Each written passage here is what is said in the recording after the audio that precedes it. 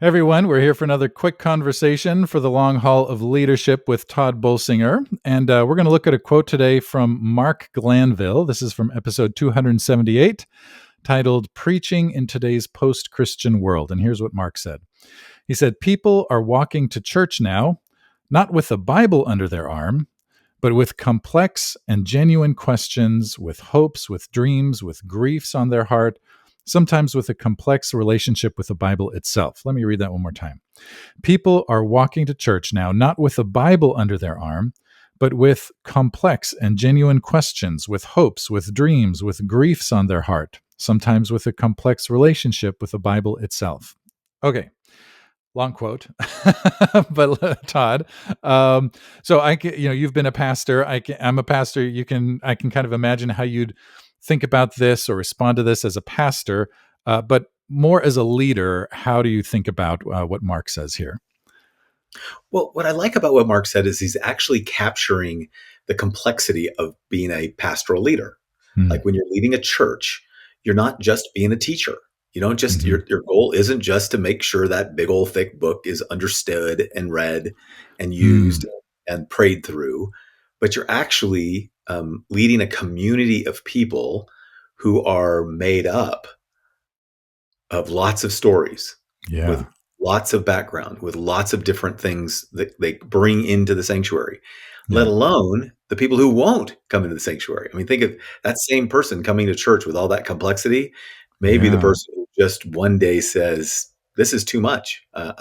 So what it really does is it actually asks us to ask some questions about our mission and what does it mean to lead a community of people, both to reach those who struggle with the scriptures or faith, but who's also made up of a movement and made up of a community where people have genuine questions about their struggles and their faith.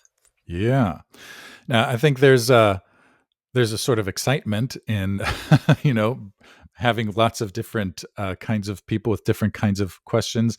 And of course, I don't think the church has ever been monolithic in terms of what people bring. But when you have people bringing their complex questions and hopes and dreams and relationship with the Bible, that can make leadership challenging, because you have people, that are not necessarily all on the same page. So thinking about adaptive leadership, how do you bring people with maybe lots of different complex things going on in their lives together in order to lead change in a chururch?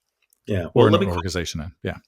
Well, let me quote one of my colleagues at Fuller, Scott Cormode, who famously starts every class with the same phrase: leadership begins in listening. Leadership begins in listening. Yeah. He probably said that on this podcast. Yeah, probably. That does it everywhere. And it's a really good reminder.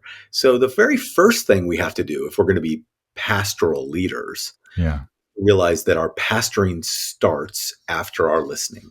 Yeah. And so maybe one of the very best things we can think about isn't my sermon starts when I get up to the pulpit, but my sermon starts weeks ahead of time when I spend time with these people so that I know the complexities, the hopes, the dreams, the fears, the ambiguities, and that my sermon is actually a response to having done deep listening. Yeah. And my leadership is a response to the need to having done deep listening to the world. That would change a lot of the way we think about both leading and pastoring. Yeah. It reminds me actually what Mark Glanville, in that podcast episode. He said something like the sermon starts, or the way you begin to write a sermon is with 100 coffees with people in other words, people in your conversation, in your congregation. Which takes some effort. You can't just come and say, well, I'm the expert and I've got all the information, and so I'm just going to give it to you. Right. You can't do that in preaching. You can't do that in adaptive leadership either. So anyway, let me read the quote one more time. This is from Mark Glanville. People are walking to church now, not with a Bible under their arm, but with complex and genuine questions, with hopes, with dreams, with griefs on their heart, sometimes with a complex relationship with the Bible itself.